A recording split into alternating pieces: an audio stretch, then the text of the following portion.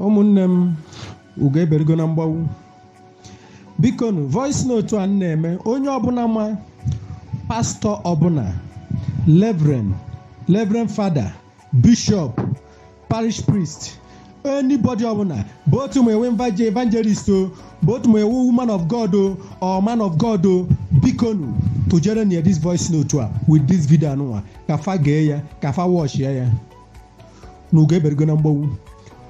Achọrọ m ka ndị pastọ ọbụla fada ọbụla bishop ọbụla prophet ọbụla prayer cannot save Biafra alone. Ka ndị Israel na-anụ agha ha ọbụla ekpere ka ha ji emegọnụ ka ha ji o defeat ndị ilo ha. Ha ebutego ngwa ọgụ debe orukpọka ochikere ha ka dịka ha na-eje agha ya nọnyere ha nye ha ike o defeat ndị ilo fa. Ihe nji ekwu ihe a bụ na mmiri a na-eru ọ ga-amakwa onye ukwu ọ ga-ama onye nta ọ ga-ama bishọp ọ ga-ama reverend ọ ga-ama prọfet ebuteghịkwa nke a n'amụma. Gwakwanụ ndị ụka niile ndị isi ụka niile a so-called daddy GO mommy GO niile ma ndị dadi ma ndị mommy gwakwanụ ha ka fa wepụta ego afụfa na-adọkọnyọ wolu na-eme investment nke ọbụla ha ga-ewepụta nfa wepụta ka ewelu jebuo ngwa agha a ga-eji chekwa ha. Na mmiri na-eru ife a achọghọkwa ime onye pastọ ọ chọghọkwa ime onye amụma ọ chọghọkwa ime onye bishọp. Adakwuma aba mba n'ọka onu m si wodo na ọgbajuo dọrọ otu anụnwa anamaha. Gwakwanụ ndị ụkọchukwu niile ego niile fa na-ebupụta ego niile a ndị ụnụ ụka na-ebuje atị na-ebuje lom ana na-ebuje lom na-ebujeru the headquarter of church ha stop ya fa jiri zọọ ndụ ha jiri ka ewere ebute ngwa agha a ga-eji were zọ ndụ ụmụ ha na ụmụ ha na ndụ ha onwe ha. Ndị niile ahụ ụnụ na-ebugala ego anụnwa ebula ego na-ebuje lom onweghị ifefa kwuru sinsi ndị terrorist ji eme gịnị ndị herdsmen ji egbusi ndị niile ọbara niile a na-aghafu na Naịjirịa ọbara niile a na-aghafu na ala Igbo ọbara niile a na-aghafu na Benue steeti everywhere mana Yoruba land onwego ka ha si wee mee gịnị were kwuo okwu na ya. Ekpere enweghịkwa ebe odu anyị eje na mmiri a na-eru. The only thing that can save us is practical. Hi everyone. Exactly what this our brother is saying here is what Motsi Nnamdi Kanu has preached for years now. Our brother here is calling a spade a spade. Our people should stop being naive to always believe there is a magic spiritual shortcut to freedom. Nobody will serve you freedom just by ranting on social media. Why is it that we love to seek spiritual answers to physical problems? He is calling for the rich Igbo people to drop their selfishness because it might be too late. Motsi Nnamdi Kanu has been sounding this same warning since 2015. This nonchalant selfish attitude of the Igbo is why they have always been victims. No amount of prayers will save anyone or give us Biafra. Our religious clerics should stop deceiving our people because when war breaks out, you will all lose whatever it is you are saving right now. Anọghọzi ka akụzie na ihe anọzi na-abụ ka a na-eme ka a na-afụ n'anya. Ana m ayọkwa ọbụrụ ayịyọ ndị reverend father ndị amụma niile bishop please bring out money from your church to buy ammunition, gun and bullet. There is men to fight those people. The blood that moving in their vein is the same blood that moving in our own vein. Why are we going to be afraid? Are they praying for their own anra? Can't you see the gun they have in their hands? They have gun and bullet. They will pray to their amla to lead them to the war. Why are we always being selfish? To always disturbing God, when God have given us power, give us rich people, caribous and men and women that will sponsor the men not on ground. Fanasi ke bebele. Otu anu aka mmiri ọka njidan ka ogini Cameroon pope si wo megini na eri ani Igbo niile. Ofu atụrụ enweghị onye nche wepụta na-asị Igbo niile Naịjirịa niile megono banye na ekpele na ka Chineke wee mee ụlọ aka emegono kwụsị mmiri a. Ọkụ mistake emere eme. Ọkwa anyị akpọ ndị injinia ka esebe plan ozigbo ozigbo ma ka a ga-esi brọk dị mmiri lụba ọrụ ozigbo ozigbo day and night o mepee ọnụ ọsị onye ọbụla baa na ekpere gwa m ka ekpere ga-esi kwụsị mmiri chukwu kere eke a sọpoziri itinyelu na his own channel ọ na-aga hapụ ịdị stop mmadụ chukwu kekwa ọsị ka a na-ekpe ekpere ọkwa otu a ka ndị pastọ si edisivu anyị na-agwa anyị kpebe ekpere maka ihe na-achọ ime, anyị kpebe ekpere na agha na-achọ ịda, anyị kpebe ekpere na nnukwu mmiri na-eru, anyị kpebe ekpere na agha ka agha ghara ịda. Eji ekpere bi agha. Your opponent bụrụ egbe ibulu egbe achọ solution ọfụ na ihe ịma na ihe ọma na-eme ya nwere na-eti na-akpọ ndị amụma niile pastors and reverend bishop bikonu iwu evangelist wepụta nke iji ka e wee megonu. Ọ bụrụgo na ị chọghị inye anybody ọbụla, don't give anybody, were ihe kwụọ ụgwọ that ammunition direct contact ya iwere aka ụkwụọ ya ọ pụọ na ị na-atụ ụjọ na inye na-aga eri because ndị owowo ọnụ karịrị akarị maka mekanik ekwu ozi mara okewu ndị ala.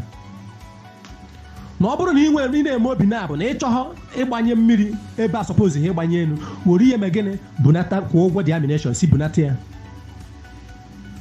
ọ ga-eru ndị ọ ga-eru aka. Askwa na ihe nwata ji ebe akwa abụrụ nọ na ihe ọkụkọ ji ebe akwa abụrụkwa nọ ka ihe ji ha ya n'ọkụwa nụrụ onu ya. Ma akwụkwọ na ama na ebe ọbụla nwata na-ebe na-atụ aka na ọ bụrụ na nne ya nọ ebe ahụ na nne ya na ebe afọ, ihe njikwa eti mkpu abụ na ọ ga-emetụkwa onye ukwu metụ onye nta. Ekpere cannot save us. What will save us is ammunition, gun and bullet, bomb, fighter jet. Onya ihe ya emegano ga-save our life, save our children, our unborn generation. That is the only solution. Bikonu ndị pastor wepụta na ego onye nwụkwanụ efugo onye nwụrụ ebula ego tirie na anini mbanụ onwerekwa onye nwụrụ na-etiri ego na anini. Kedụzi ihe eji wepụta ego a ka e were zọkwa ndụ gị ma zọọ ndụ memba gị ma zọkwa ndụ ikwu na ibe gị, iwere nyezie chukwu otito n'iso na ndị megụrụ zọrọ ndụ millions of Biafrans. Yes, onwe ndụ ka ndụ. Ọ bụrụgo na ikpe hozi ekpere na iprofesize ha, wepụta ego ka egote egbe na mgbọ ka e were chekwaa obodo. Nwanne m mmiri na-erukwanụ adọkwụ nchọrọ onwe efuru mmiri a na-eru m, ana m etikwa eti na-akpọ akpọ ekwusịkwana m ka ọ na m n'ọnụ. Send ya nụ pastors niile ndị niile na-agba private jet na-agba ana na-eme ihe nwe na-arụ estate. Now is not the time of estate because jet niile ahụ estate niile ahụ osu na ha ya hapụ ihe niile ahụ megụnụ gbaa ọsọ. Support one men on ground ka o save the life of Biafrans. Ndewokwanụ. Now is the time to equip ourselves. History is about to repeat itself. The late General Ojaku made this same appeal many years ago, but Igbo will never learn. Everybody should wake up. Stop being cowards for once in your lives. Prayer is leading us nowhere in this battle. Time is running out. Listen to the audio call to action. Our rich businessmen must understand now is the time to prove what they are worth. It's not all about flashing money on social media. Now is the time. Tell us what you think in the comments section. Don't forget to like and share. Hey, alo mazi akwa. Biri na Igbo. Ọ na-agba m anya mmiri na ndị Igbo enweghịzi okenye. Ọ na-agba m anya mmiri na ndị Igbo enweghịzi ọnụ na-ekwuru ha. Otu onye anyị nwere enwe fale ya so yimi lara ya n'anya n'aka ndị ilo. Felelekwe na ọka ha kwubere ndị Igbo. Falere ka ha wụzọ position n'aka ndị Fulani. Mana na-enezie n'ife na-eme na oke n'ọsọ ngwere n'ọsọ. Nene ife na-eme na nwere ozi ọnụ na-ekwuru nke na anụ. Mbazuru ike amaechi. An old man jere ya Buhari ka ererizi ya warida. Buhari emeghe anything. Igbo leaders na ndị Igwezi jemite Buhari ka ererizi ya warida. Nothing good come out. Mana na-eneze ife na-eme kịta.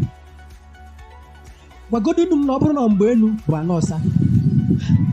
A whole an elderly man, one of the elderly man enwere na Igbo, Mbazuru ike amaechi and ndị Igwe na Igbo leaders ekwesịrị ije na-ayọ ndị Fulani ayịyọ ka hapụ nwa ha. Ekwesịrị ịda na-ayọ ayịyọ. enweghịzi okenye n'ala Igbo. Onye ọbụla si na enwere okenye n'ala Igbo na onye ahụ ya na-ene onwe ya ọfụma ka ọma na-eso na sabutu enwezi. Ụmụaka na-emezife okenye na-eme na ụmụaka na-ekwu iteziri ogwe okenye na okenye niile na-atụ ụjọ. And o nwere inu ndị be anyị na-atụ asị na ọ bụrụ na afụ ekwughị na-egbu okenye, mana okenye kwuo nwata anụrọ na-egbu nwata. Kịta okenye na-afụ fadazi ekwu. Okenye ndị Biafra niile ma ife niile na-eme n'ala Igbo mara ife a ga-eme ka ọ kwụsị. Marụ na ndị Fulani abụrụ ndị a na-ayọ biko. Marụ na ndị Fulani abụrụ ndị a ga-eje ka eme ite ka dialogue. O so n'ife na-ewute m, ndị agha nyere ọchịchị n'aka a na-akpọ DOS fagawa into political solution. Ọ bụrụ okwu na fagụrụ akwụkwọ, fagụkwara akwụkwọ mmanụ dị everything dị na political solution, mmanụ dị ingredient niile dị na political solution. Fameye overlook megin gaba to political solution. Now enweghịzi oke ka ndị elders anyị gara na ya Buhari ka a hapụ Odida Maazị Nnamdi Kanu onye ndu anyị fekwelo falilas ya gbachikwa nkịtị. Why can't them to organize to support that youth na-eme gịnị na sit at home? Na fanwa amalugo na ndị a bụrụ ndị ha na-ayọ biko nọ ndị a ga-eme by force by fire ka ha wee mee gịnị mee obe. Ndị okenye niile na-atụzi ụjọ ọnwụ. Ọkwụ ndị ruo na 78, 90, 100 ha na-atụzi ụjọ ọnwụ. Ụmụaka duzi 30, 50 ụzi ọrụ ndị ada atụzi ụjọ ọnwụ. Nwanne m akwachana n'ọdụ ego. Okenye anọlụgo n'ụlọ ewu mmụọ n'ọgbụ. Alụ na-emezi n'ala Igbo. Enwere ozi okenye n'ala Igbo. Ọ bụla nkwe moto m agbadebe.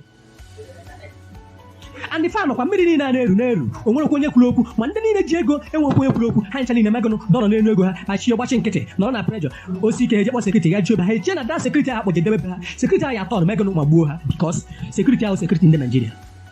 Onwekwa onye ndị ebe safe na Naijiria. Ọ kakwalụ ndị niile ji ego n'ala Igbo. Achọrọ m ịkpọ afa bikos enwere timbers and caribers of men and women. Ndị ego na-erubere isi. Ndị ego ga-abụ anụ voice fa feme gịnị feme obe. And that money dey. Enwere ndị ga-ewepụta excess money ewe megịnị ego bụbata ngwa agha a ga-eji were megịnị wee defend ya n'Igbo.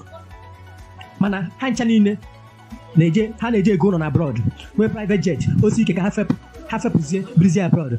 Ana be nna ha etochie ọhịa ndị Fulani emegịnụ etekizi over ndị nọzi ebe ahụzi echenji afọ ha to Mohammed Jamil. Everybody echenjizi afọ ha nweghịzi afọ Igbo ya afụzi because ọnya plan ndị Fulani. Mana fa wepụta ego kịta mmiri na-eru a na-ekwu anya a whole US si under 160 hours na-enwe ike ime attack na Abuja. Nwa ha bụ ọnụ na-ekwuru ha n'obodo a place ha aka dọna na gbachi nkịtị. Onwebekwa onye kwuru okwu, onwebekwa onye sigodo ka nsi n'azụ ogodo na ụmụaka jụọ ha kere ihe a ga-eme ka e were gbochie mmiri a na-eru m. Na anyị ma awụkwara n'okenye na ọ bụrụ anyị ga-ebuzi egbe, ọ bụrụ anyị ga-anọkọ n'ọgụ anọkwa ụnụ. Ife need from them bụ ego. Onwe ogbe ejisi ha pụta the money.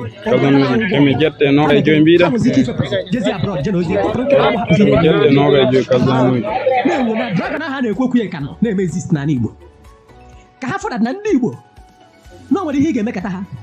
Ikwu okwu ahụ eji ekwu okwu asị na ama nji mgbanwe uwe ghara ọgụ abụrụ maka ihe na-emezi ugbu a. Iwe na-ewezi onye elu na-ewe onye ana, iwe na-ewe okenye na-ewe ụmụaka, iwe na-ewe nwata na-ewe nwoke nọ n'ala Igbo na ọbara a na-akwafu na kidnapping ndụ na ihe alụ niile na-eme. Ibi nwata nwaanyị dị ime egbe na ọ ya agba because oge adịrị ya mma. Because ndị Igbo ndị ya ha decide share me fasting it's better I die for something than to die for nothing. Igbo adọrọ mmụọ na-anwụ ka ọkụkọ fa na-anwụ ka a hero. Mana kịta a na-egbuzi Igbo ka ọkụkọ. Kedu ndị kpọkọsịrị ya nụ is our leaders, our elders. Fa nọ n'ụlọ ewu na-amụ n'ọgbụ. Mana udodo eburu ga-emesịa ndị kpatụrụ. O bido tata dụba na mma ọ dụbakwara ugbo. Ị na-atụ ụjọ ọnwụ a ga-emesịa gbuo ego ahụ ịdọbalụ adọ ebe mbam na ọ bụrụ na enwekwuru ndị ga-anọ ga-adọ ebe mbam. Ndị Fulani ebele ugwu emegolo erie da money. Ụnụ anọrọkwa na-ekwu okwu ichenji ego ka ebubata Islamic money. Ụnụ anọrọ gbachi nkịtị. Ụnụ ewere data ego na ha ka akpọgo n'ụmụaka ka ebubatara ha ngwa ọgụ ka ọ na-enwere ụmụaka obi kalụ ya anụ dị ọgụ. Onweghị onye ga-eme ya. Onye ọbụla ewere aga kwachisi ọnụ ya akwachitehekwe n'ọnụ. Ikwuo anyị egbughu, ikwuho anyị egbughu. Ọka mma n'ime gịnị na-ekwuru ma ụmụ na ụmụ dụ ndụ. Ekwusikwana m ka ọ ha n'ọnụ tụsakwanụ voice note a ka ọ gakwa na ntị ndị okenye nọ n'ala Igbo, ntị ndị ji ego ka fa na-anụrụkwa ka fa marụkwa na anyị ga-eji kịta achịrị wee chọba ewu ojii maka mgbochi ji eru. ọ ga-alakwa ahụ ịhụ m. Ndewokwanụ, ekene m ndị Biafra.